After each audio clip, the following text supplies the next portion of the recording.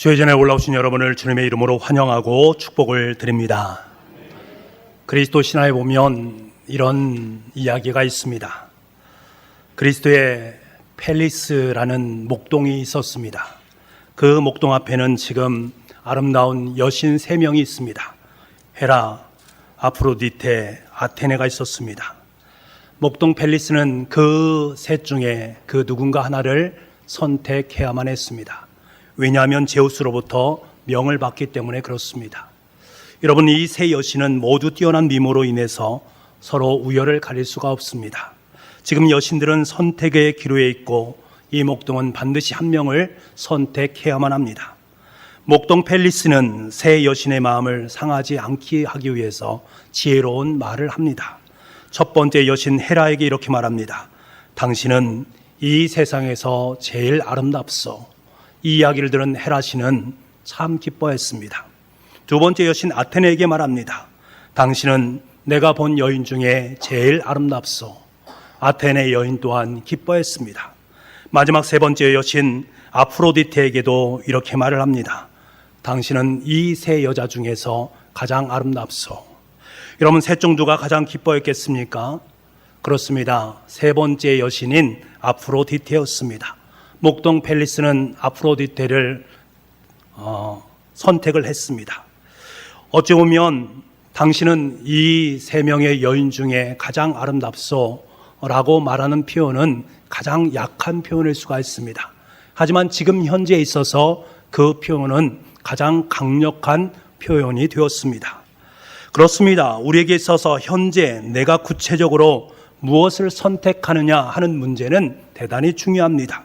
우선순위를 정할 때에 당신은 이 세상에서 가장 아름다운 여인이요, 당신은 내가 본 여인 중에 가장 아름다운 여인이요, 아무리 좋은 미사여구를 사용한다 할지라도 내가 그 여인을 선택하지 않으면 별로 그렇게 큰 의미가 없다라는 것입니다. 중요한 것은 지금 이 세 여인 중에서 당신이 제일 아름답소라고 말하면서 그 여인을 선택하는 것, 지금 결정하는 것, 그것이 더 중요합니다. 여러분, 제가 왜 여러분에게 이 말씀을 드리는가?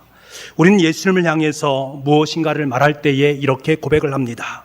이 세상에서 주님을 제일 사랑합니다. 예수님은 제 인생의 전부가 되십니다. 예수님은 저의 구세주가 되십니다. 라고 우리는 고백을 합니다. 그런데 여러분, 이러한 고백을 예수님께 했음에도 불구하고 우리는 현실적으로 무엇을 선택하고 있습니까? 지금 현실적인 문제 앞에서 셋 중에 하나를 선택하라라고 말하면 과연 우리는 무엇을 선택하는가? 당장 내 앞에 있는 이익과 물질, 그리고 예수님 중에 한 분을 선택하라라고 말하면 여러분, 우리는 과연 무엇을 선택합니까? 그렇게 예수님을 사랑한다고 고백하고 예수님이 내 인생의 주인 되신다라고 고백하면서도 불구하고 정작 지금 내가 선택한 것은 엉뚱하게도 예수님과 전혀 관계없는 것을 선택할 때가 있지 않습니까? 제가 예수님은 너무 사랑합니다만 예수님께서 제 인생의 주인이 주인이 되십니다만 지금은 아니다라는 거예요. 지금은 예수님을 선택할 수가 없습니다. 지금 현재 내게 필요한 것은 당신이 아니기 때문입니다. 지금 나에게 당장 필요한 건 내 이익입니다. 내 물질입니다. 당신이 나에게 필요한 것이 아닙니다. 이런 모습으로 살아가고는 있지는 않습니까? 오늘 본문은 베드로의 위대한 신앙 고백이 담겨져 있는 본문입니다. 예수님께서는 제자들과 모든 공생애를 마치고 난 다음에 이제 십자가의 못을 박히기 위해서 예루살렘으로 입성을 하셔야만 합니다. 그런데 예수님께서는 예루살렘으로 곧장 들어가지 아니하시고 제자들을 데리고 가이사랴 필립보에 먼저 들리십니다. 그리고 그곳에서 제자들에게 예수님은 질문을 하십니다. 가이사랴, 이곳은 로마 황제의 칭호 카이사르를 의미합니다. 지금 예수님께서 방문하신 이 지역은 당시 그 지역의 본붕왕이었던 헤롯 빌립이 당시의 로마 황제 아우구스투스로부터 하사받은 땅이 바로 이 땅입니다. 그래서 로마 황제를 기념하는 의미에서 도시의 이름을 정하는데 자신의 이름을 놓아서 빌립, 그리고 로마 황제를 칭하는 카이사르, 이것을 합해서 빌립보 카이사르, 가이사라 빌립보라고 명명을 하게 됩니다. 그러니까 가이사라 빌립보는 황제의 도시를 의미합니다.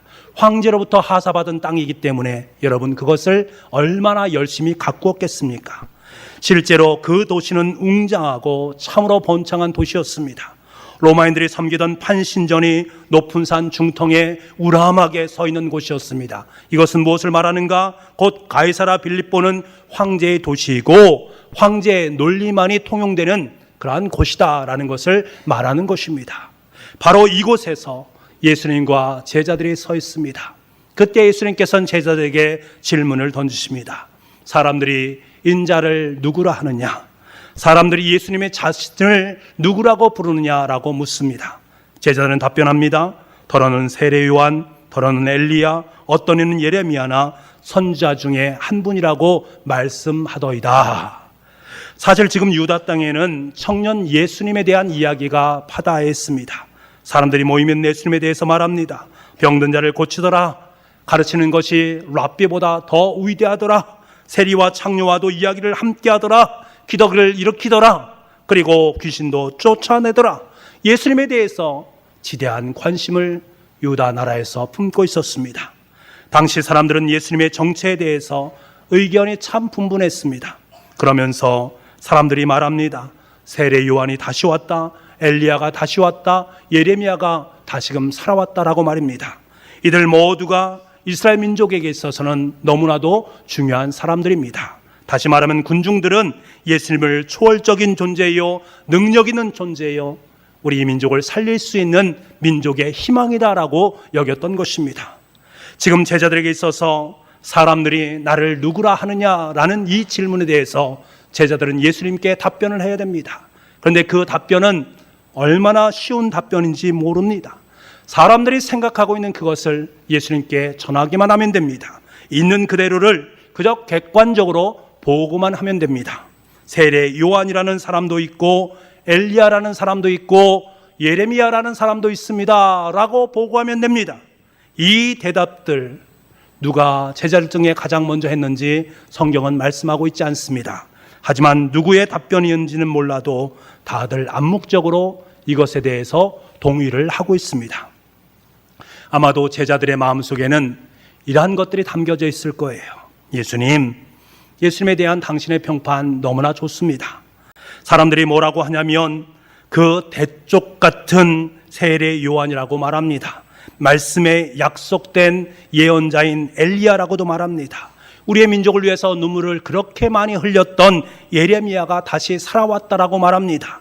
아니 그 외에도 아무튼 하나님께서 보내신 선지자 중에서 한 분이라고 말씀하고 있습니다. 다들 당신을 좋아하니까 너무 좋으시지 않습니까? 라면서 마음속에 흥분된 상태로 예수님께 말씀을 드렸습니다. 그런데 예수님은 이 답변에 대해서 아무런 말씀도 하지 않습니다. 그리고 연이어서 질문을 하십니다. 너희는 나를 누구나 하느냐?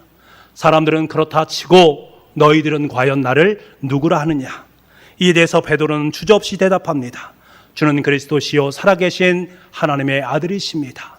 얼마나 위대하고 아름다운 신앙 고백을 하는지 모릅니다. 여러분 우리는 때때로 서로 간에 이러한 질문을 하고 대답을 하지 않습니까? 예수님은 어떤 분이십니까? 예수님은 어떤 분이라고 생각하십니까? 예수님은 하나님의 아들이 되십니다. 예수님은 나의 전부가 되십니다. 예수님은 내 인생을 구원하시는 구원자가 되십니다 라고 서로에게 말을 합니다. 하지만 여러분 하나님께서 하나님의 아들 되신 예수님께서 지금 제자들에게 친히 질문을 하고 있습니다. 우리가 서로 함께 나눈 대답과 질문의 차원이 아니라 제자들과 서로 고백했던 그러한 고백들이 아니라 친히 하나님의 아들 되시는 예수 그리스도께서 자신이 직접 우리의 삶의 자리 속에 묻고 계시다라는 사실입니다. 여러분 사랑하는 사람과의 관계에서 단 둘이 있을 때 어떻게 하는가 하는 것은 사랑의 하나의 좋은 사랑을 알 수 있는 가장 좋은 단초가 될 수 있습니다. 함께 있을 때에 다른 사람이 있을 때에 아무리 젠틀하게 멋지게 내 삶에 대해서 이야기한다 할지라도 단 둘이 있을 때 서로 상대방에 대해서 함부로 말하고 함부로 대하는 것 그곳에 과연 사랑이 있을까? 사랑은 아닙니다. 예전에 드라마 중에 사랑과 야망이란 드라마가 방영된 적이 있습니다. 아마 기억하시는 분도 계실 텐데요. 이 드라마에 보게 되면 사랑을 가장 아름다운 가치로 여기는 여인이 등장하고 야망을 인생의 가치로 둔 한 남자가 등장을 합니다. 이 둘 사이에 사랑을 나누는데 사랑하기가 그렇게 어렵습니다. 서로 관점이 다르기 때문에 그렇습니다. 두 사람은 그 힘겨운 사랑을 하다가 그래 우리는 같이 살 수 없다라고 생각하고 서로 갈라서게 됩니다. 그리고 남자는 새로운 여인을 만나게 됩니다. 결혼하기로 결정한 남자는 새로운 여인에게 이러한 말을 합니다. 당신은 앞으로 난 도대체 뭐냐고, 당신에게 난 뭐냐고 절대로 묻지 말아달라라고 여인에게 말을 합니다. 이 남자가 왜 이렇게 얘기한 것일까? 전 부인에게 이러한 이야기를 너무나 많이 들었기 때문에 그렇습니다. 난 도대체 뭐냐고, 당신에게 있어서 나는 뭐냐고 질문. 여러분, 이 질문 대단히 중요한 질문입니다. 이 질문 속에는 참 중요한 의미가 담겨져 있습니다. 결혼 생활을 하면서 남편은 아내에게 난 당신에게 도대체 무슨 의미냐고, 돈 버는 기계냐고, 머슴이냐고 묻기를 원할 때가 있습니다. 또 아내는 남편에게 나는 당신에게 무엇입니까? 파주부입니까? 잠시 집에서 일하는 기계에 불과합니까? 라고 질문하고 싶을 때가 있다는 거예요. 사랑하는 사람 사이에서 당신에게 나는 뭐고 난 당신에게 무엇인가 질문을 던지고 싶은 마음이 있습니다. 그리고 그것에 대한 해답을 얻기를 원할 때가 있습니다. 이것을 얻게 되어지면 상대방에 대한 이해 폭이 더욱더 넓어지고 사랑할 수 있는 마음이 더 커지기 때문에 그렇습니다. 이런 마찬가지입니다. 우리도 정말로 알아야 됩니다. 예수님은 나에게 어떤 분이신가? 나는 예수님께 어떤 존재인가? 우리는 그에 대해서 예수님은 나를 사랑하십니다. 예수님이 나를 사랑하시는데 십자가에 못 박혀 죽으시면서까지 나를 그토록 사랑하신 분이 바로 예수님이십니다 라고 고백합니다. 그런데 정작 나에게 있어서 주님은 어떤 분이신가 묻는다면 때때로 묵묵부답을 할 때가 참 많이 있습니다. 예수님께서는 이것을 너무나도 잘 아시고 오늘 저와 여러분에게 먼저 물어오십니다. 너는 나를 누구라 하느냐? 여러분, 성경 말씀을 보시기 바랍니다. 성경에서는 주님께서 계속해서 믿음의 선친들을 통해서 우리에게 이 질문을 하셨습니다. 믿음의 사람들에게 한결같이 너는 나를 누구라고 하느냐라고 말씀하시면서 여러 형태로 우리의 삶의 자리 속에 다가오셨습니다. 아브라함이 모리아산에서 아들 이삭을 바쳤을 때에 하나님께서 그에게 물으신 것이 너는 나를 누구라 하느냐입니다. 여호수아가 모세의 후계자로 되어서 두려움 가운데 떨면서 이스라엘 민족 200명 앞에 섰을 때에 하나님께서 그에게 물으신 질문이 바로 이것입니다. 다윗이 우리아의 아내 밧세바를 범한 후에 은폐를 할 때에 나단 선지자를 보내서 그를 꾸짖지 않습니까? 그때 하나님께서 던졌던 질문이 바로 너는 나를 누구라 하느냐입니다. 사도 바울이 자신이 갖고 있는 지병을 없애기 위해서 하나님 앞에 간구하고 또 간구했을 때에 하나님께서 그의 인생 속에 물으신 것 궁극적으로 그러면 너는 나에게 무엇이냐라고 말씀하신 것입니다. 아브라함은 그 물음 앞에 아들 이삭을 바치면서 대답하지 않습니까? 당신은 하나님이십니다. 다윗은 숨길 수 없는 그 범죄를 인정하면서 눈물로 침상을 적시면서 고백하지 않습니다. 당신은 하나님이십니다. 여호수아가 그 두려움을 떨치고 200만 명의 민족 앞에서 당당히 하나님께 선포했던 것이 무엇입니까? 당신은 나의 하나님이 되십니다. 우리 민족의 하나님이 되십니다. 사도 바울이 하나님으로부터 치유받지 못할 때에 내 은혜가 내게 족하다라고 말씀하시는 그 하나님의 말씀 앞에서 그가 답변한 것이 무엇입니까? 그렇습니다. 당신은 내 인생의 주인이 되십니다. 당신은 나의 하나님이 되십니다 라는 고백입니다. 하나님께서는 이들의 이 고백을 얼마나 기뻐하셨는지 모릅니다. 오늘 본문에서도 주님께서는 베드로의 답변, 주는 그리스도시요 살아계신 하나님의 아들이십니다, 이 고백을 너무나도 기뻐하셨고 이 고백을 하고 있는 베드로를 마음껏 칭찬하셨습니다. 그런데 여러분, 사실 이 고백은 오늘 본문의 말씀이 있기 전에 이미 얼마 전에 제자들이 고백했던 고백입니다. 베드로의 고백이 있기 얼마 전에 제자들과 예수님께서는 갈릴리 바다를 건너가시게 되었습니다. 풍랑을 만나게 되십니다. 그 풍랑을 예수님께서 걸어오시지 않습니까? 그때 베드로도 함께 걸을 수 있는 은혜를 베풀어 주십니다. 그리고 난 다음에 배에 함께 올라오셨을 때에 바람은 잔잔해졌습니다. 이때 배에 있던 무리들, 제자들이 뭐라고 고백을 합니까? 바로 가이사랴 빌립보에서 했던 고백과 이 베드로의 고백과 동일한 고백을 합니다. 우리 마태복음 14장 32절에서 33절까지 말씀을 함께 보겠습니다. 함께 읽겠습니다. 시작. 배에 함께 오름에 바람이 그치는지라 배에 있는 사람들이 예수께 절하며 이르되 진실로 하나님의 아들이로소이다 하더라. 아멘. 이미 제자들은 예수님을 향해서 절까지 하면서 당신은 하나님의 아들이십니다라고 고백한 바가 있습니다. 하지만 당시의 제자들의 고백은 여러분 어떤 고백이었습니까? 그때뿐이었습니다. 예수님의 기적에 대해서 제자들은 통상적으로 고백하는 것이 당신은 하나님의 아들이십니다. 그 경외감 앞에서 통상적으로 했던 고백입니다. 그래서 그랬습니까? 그 고백이 있고 난 후에 예수님께서는 이 고백에 대해서 이런 반구 말을 하지 않으십니다. 아무런 반응을 보이지 않습니다. 그런데 보세요. 지금 베드로가 고백한 신앙 고백에 대해서는 얼마나 칭찬을 하시면서 기뻐하고 계십니까? 왜 그렇습니까? 제자들의 고백한 것과 1대1의 고백은 다르기 때문에 그렇습니다. 예수님을 향한 직접적인 고백, 자신의 삶으로 드리는 진실한 고백이었기 때문에 그렇습니다. 그러하기 때문에 주님께서는 이 고백을 기뻐하셨던 것입니다. 여러분 그렇습니다. 그 모습과 형태는 달라도 주님께서는 지금 현재 여기에서 다시 말하면 저와 여러분의 삶의 자리에서 물으시고 계십니다. 너는 나를 누구라 하느냐?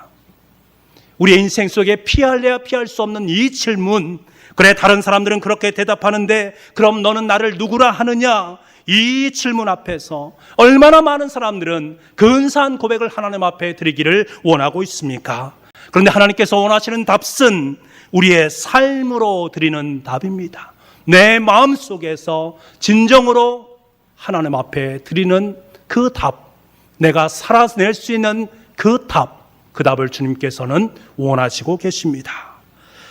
베드로는 이 고백을 한 후에 다소 실망스러운 인생을 살지 않습니까?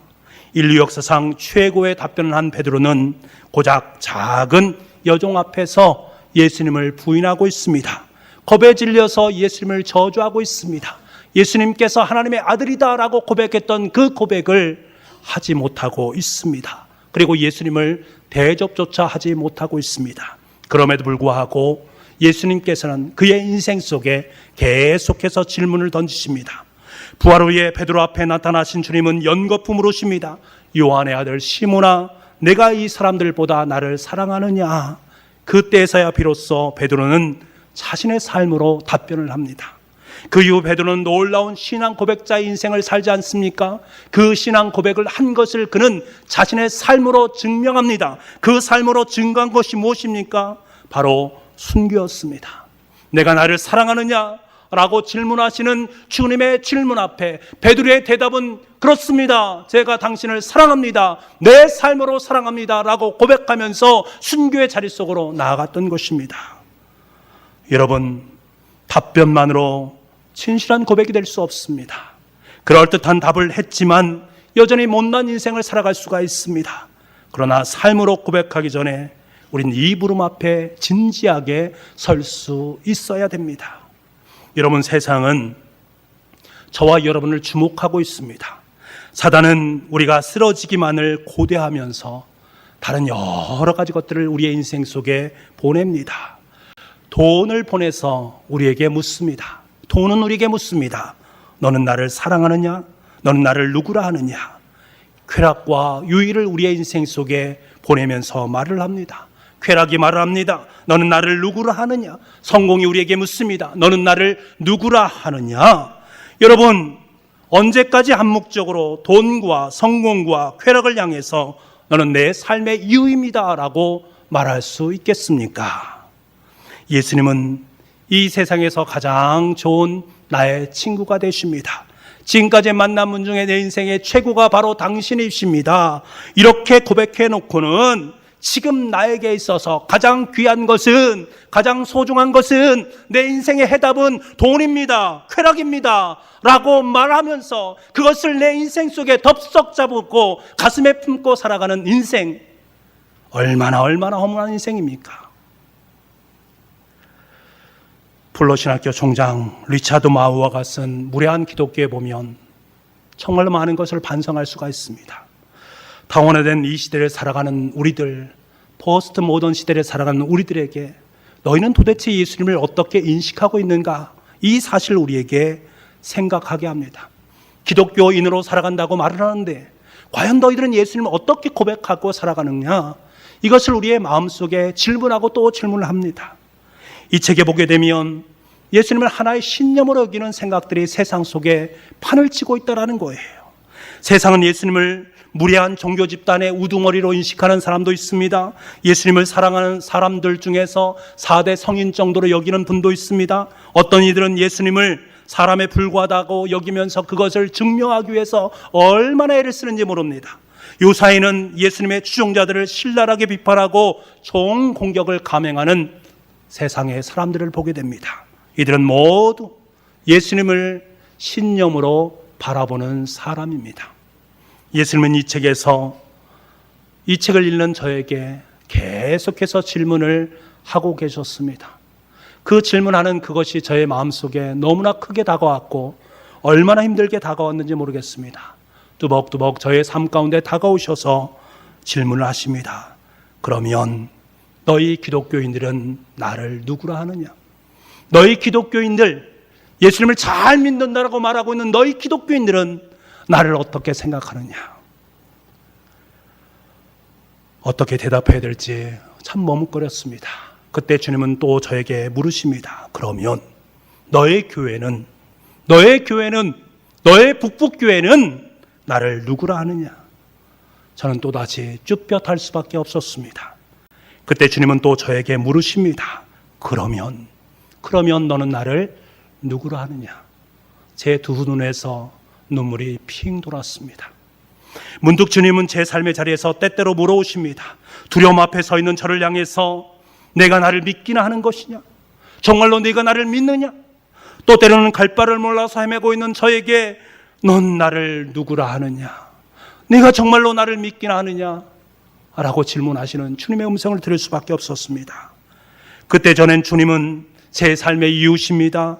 주님은 하나님이십니다. 제 인생의 주인이십니다. 제 인생의 가장 가치 있는 분이십니다. 제 인생의 모든 것 되십니다. 제 인생을 다 주고도 살 수 없는 분이 바로 당신입니다 라고 고백을 드립니다. 그때 주님께서는 제 심장에 말씀하십니다. 그럼 그렇게 살아다오. 제발 그렇게 살아다오. 말씀하시는 주님의 음성이 있었습니다. 사랑하는 북부가족 여러분, 우리가 예수 그리스도를 구주로 영접하고 신앙생활을 한다고 말하면서 어느 시점에 반드시 주님께서 물어오시는 그 시점을 만날 때가 있습니다. 너는 나를 누구라 하느냐? 너에게 나는 어떤 존재냐? 우리에게 계속해서 물어오십니다. 이 물음에 대해서 반드시 우리는 답변을 해야 됩니다. 바라기는 제자들이 동시에 고백했던 당신은 하나님의 아들입니다 라고 고백하는 그 고백의 수준을 뛰어넘을 수 있는 우리가 될 수 있기를 원합니다. 이제 내 삶으로 당신은 나의 전부입니다. 내 삶의 이유입니다. 저의 주인은 바로 당신이십니다. 우리의 삶으로 고백해 낼 수 있기를 간절히 소망합니다. 사랑하는 북부가족 여러분, 우리 주님께서는 우리 공동체를 향해서 물어오십니다. 너희는 나를 누구라 하느냐? 우리가 무엇인가 본질을 벗어난 일에 대해서 열심을 품었을 때, 어이없는 분열 속에 서로 놓여 있을 때, 서로가 하나 되지 못하고 살아갈 때, 사소한 일로 서로 말도 하지 않고 눈도 쳐다보지 않은 그러한 살벌한 상황 속에 놓여 있을 때, 그리고는 예수님의 이름으로 기도합니다 라고 얼토당치 않은 그러한 고백을 하나님 앞에 드릴 때, 예수님은 우리 공동체 속에 물어오는 거예요. 너희는 나를 누구라 하느냐?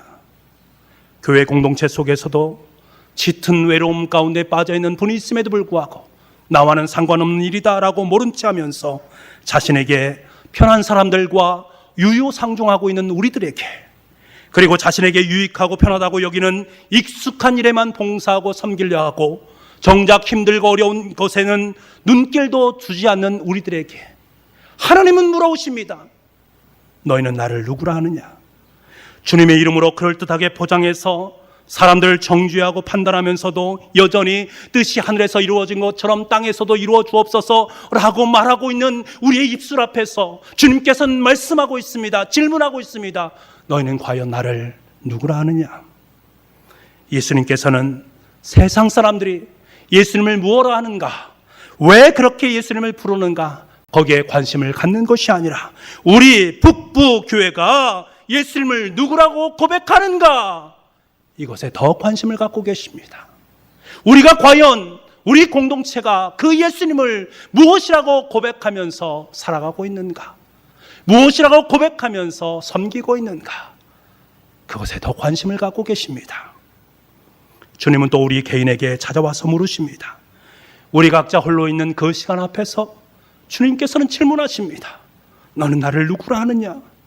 불법을 행하지 않으면 망할 것 같은 느낌이 들 때에 주님께서는 우리에게 물으십니다. 너는 나를 누구라 하느냐? 아무도 보지 않을 때에 탐욕의 자리 가운데 있는 내 마음, 그것을 느끼고 통해앓고 있는 그때에 주님께서는 찾아오셔서 우리에게 질문하십니다. 넌 나를 누구라 하느냐?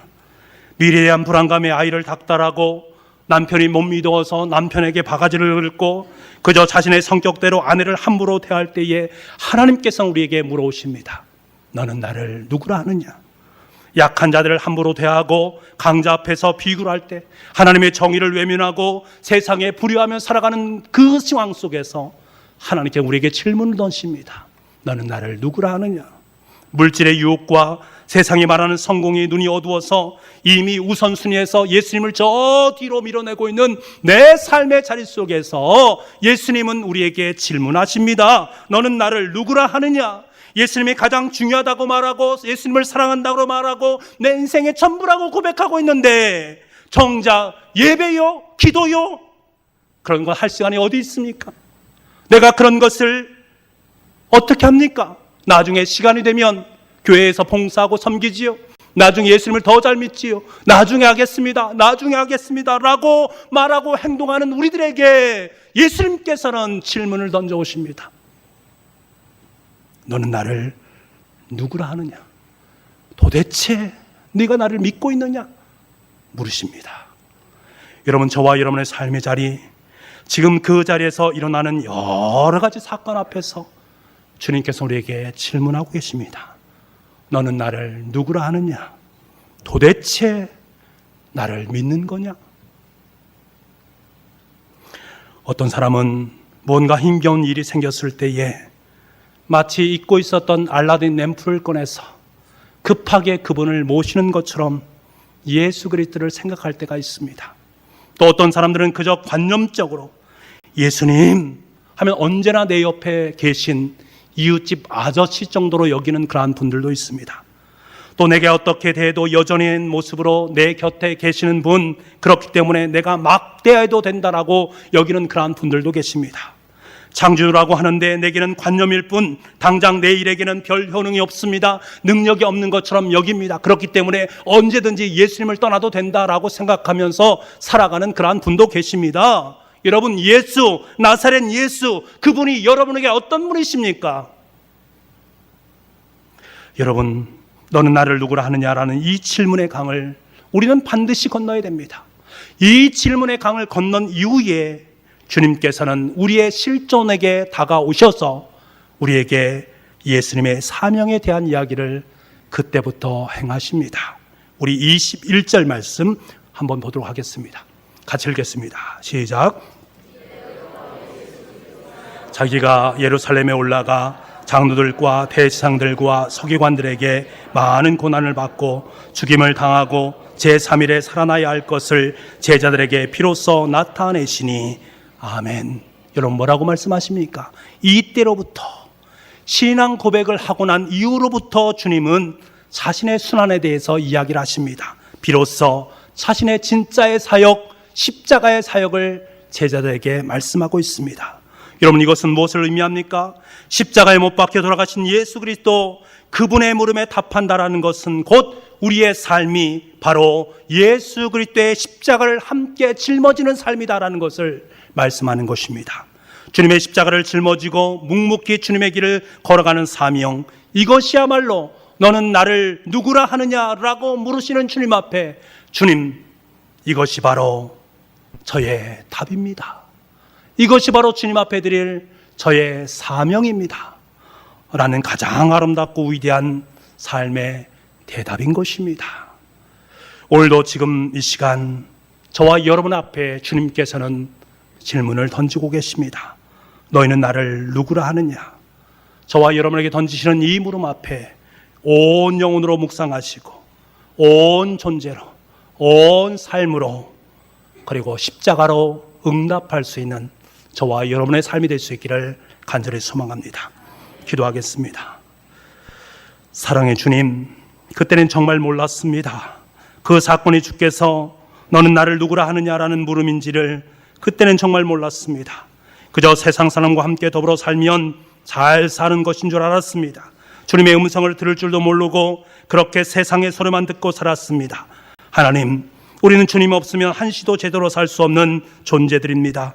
진정한 우리의 힘이 하나님인지도 모르고 산 우리들, 나의 존재의 근원이 예수 그리스도인지도 모르는 우리를 주님 불쌍히 여겨 주옵소서. 망설임과 주저함 속에 있는 저희들에게 오늘도 너희는 나를 누구라 하느냐, 주님의 물음 앞에 이제는 좀 더 진지하게 전 존재로 답변할 수 있는 우리 모두가 될 수 있도록 주님 도와주옵소서. 우리 일상의 모든 선택으로 주님이 우리의 왕되심을 고백할 수 있는, 주님께서 우리의 왕되심을 드러낼 수 있는 우리의 인생 될 수 있도록 주님 역사하여 주옵소서. 모든 말씀을 예수님의 이름으로 기도하옵나이다.